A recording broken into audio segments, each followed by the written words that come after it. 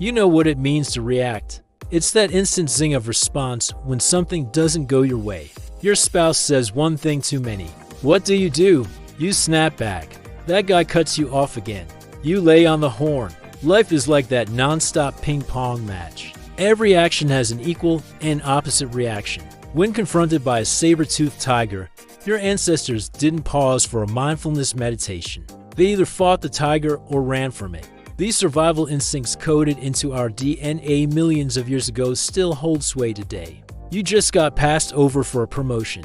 Your mind flashes back to the caveman days. His power could make or break companies. His influence could change governments. Yet he was unhappy.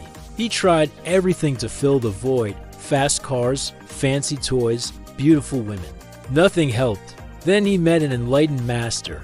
Desperate for peace, he asked the master, "How can I be happy?" The master gave him a simple challenge. Stay quiet for 10 days. The man agreed. For 3 days, he was fine. On the 4th day, his wife annoyed him. Peace comes not from the absence of chaos, but from your response to it. First up, awareness. Recognize your patterns. What sets off your alarm bells? What are your emotional landmines? Next, the pause. Don't even try to change your reactions. Just add this one layer, a 3-second pause. Count to 3 in your head or just breathe. That 3-second breath, inhale, hold, exhale. Repeat. Your instinct might be to engage, to defend yourself. But why give that person the power to trigger you? Respond with a graceful exit. Ignore it. Block them. Move on. This resets your nervous system. It's your personal reboot button. So my friends, when faced with life's inevitable provocations, may you pause, may you breathe, may you respond with grace, and may you find peace in the process. You can't always change what happens, but you can change how you interpret it. If you like this video, give it a thumbs up, share it with your friends and family, subscribe for more insightful content. Thank you for watching. May you continue to find strength and solace in the power of response. Until next time, may peace be with you. Respond instead of react. Choice is key. You always have a choice, even if it's just the choice to accept what is. Finally, forgiveness. Forgive yourself and others. Holding on to grudges is like drinking poison and expecting the other person to die. But what if you responded with patience? Wish them luck. Give them a smile. You might even say, "Hey, no worries. Take your time." Imagine the ripple effect of that. That's inner peace, the ability to stay centered no matter what storms arise. He almost told her off. He stopped himself, took a deep breath, and walked out. For the next few days, people at work frustrated him. Executives and assistants tested him. He aced the test. He did not react. On the 10th day, he was calmer than he'd ever been. Probably to get defensive, to argue, to get upset. It's not about them. It's about you. Your feelings are your responsibility. Respond with, "I feel angry when you do that. Can you please not do it again?" That's assertive communication. Instead, breathe, step back, listen. Respond calmly. What would a calm response look like? It might be something like, "I understand you're upset. Tell me what I can do to fix this." See how that sounds? Not perfect, but a hell of a lot better than a knee-jerk reaction. Then his son came to him, all excited about a cricket bat he won at school.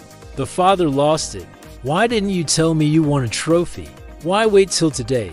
He screamed at his son. The boy burst out crying. Seeing this, the master came to the father and said, "You may have stayed silent for 10 days, but you never truly reacted. To be peaceful, you must react without reacting. Now, can you be quiet for 10 days? The master challenged. He accepted. You didn't get picked for the team. You hear the echo of being left out of the tribe. It's harder not to react. To truly not react is to feel the urge to react, to recognize it, and then let it pass without response. If you look closely, you'll see there are layers to every reaction. First comes the trigger. Something happens or is said. Next is the interpretation. You assign meaning to the event. Then comes the emotion, a wave of feeling. Finally, the behavior, what you do because of it. Now, guess which part you can control? Yep, the interpretation.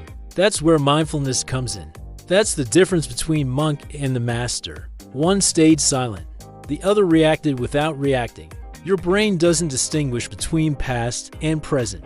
It sees threat, so it floods your system with adrenaline. Ready or not, here comes the reactive you. But somewhere between Newton's laws and your life force is an operating system you were never taught. Instead of jumping straight into emotion and action, mindfulness gives you that sacred pause. It's the space between stimulus and response, where you choose how to react. In a world full of chaos, we are often conditioned to react. React to stress, react to anger, react to discomfort. We all know someone who ruined a good thing by a knee-jerk reaction. That friend who always has to get the last word in, even if it means a fight. The colleague who throws shade at every suggestion, even if it's a good idea. The family member who always brings up past hurts.